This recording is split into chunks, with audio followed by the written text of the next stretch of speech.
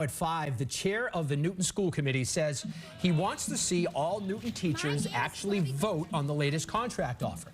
But the union head is rejecting that idea, and he says the only thing they can't agree on is the money. Which is a big thing. The city insists it can't afford to pay anymore.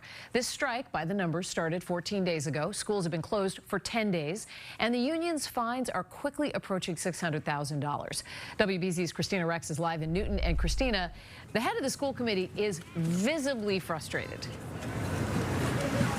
Very frustrated, Lisa. And according to the head of the school committee, the ball is now really in the union's court. I have to tell you can see the teachers are still out here behind me. They've been here for 14 days. It really does feel like we're at a critical stage because according to the school committee, both sides have agreed on everything except money at this point. So I just want to tell you kind of where we're at. So the school committee, as well as several parents, have intervened in this court case here, and they've asked the court to impose higher fines and more punishment on the union in order to force this strike to end. No ruling from the court on that front, but a lot was filed today from parents and the school committee asking for stricter punishments for the union. Like I said, we're down to the money at this point, according to the school committee. Everything else has been agreed upon except the money. And the school committee chair in a press conference just now compared this to Andover, the most recent school district to strike. He said he doesn't want to see Newton become Andover, which it's not official, but right now is considering cutting a few dozen jobs to make up a deficit in the budget because of a new teacher contract they just approved weeks ago.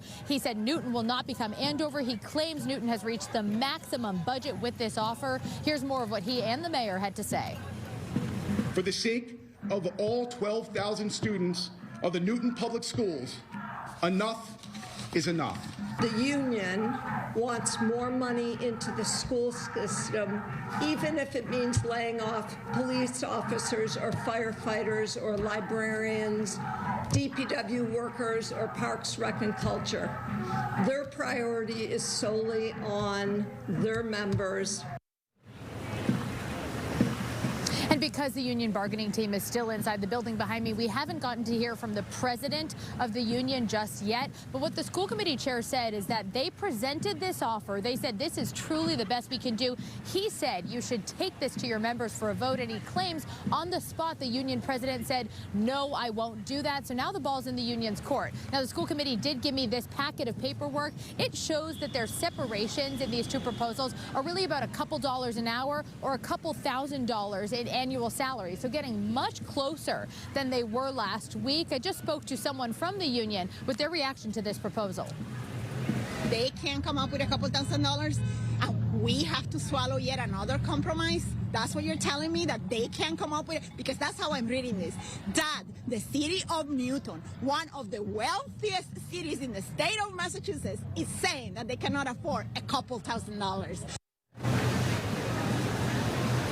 And at the end of the day, of course, it's all about the kids, right? So kids have been out of school for 10 days now. We've reached the point where if there's no snow days, we're all the way up to June 30th, which is the deadline when school has to be done. The district needs a mandatory 180 days of school. At this point, they're going to have to make up some days. They're considering weekends. They're considering cutting into February and April vacation. That's all going to be decided in a school committee meeting that is open to the public, but no public comment. That takes place online tonight at 6 o'clock. We'll be live again at 6 with all the more information we can get. For now, live in Newton, Kristina Rex, WBZ News. A lot of pressures here. Kristina, thank you.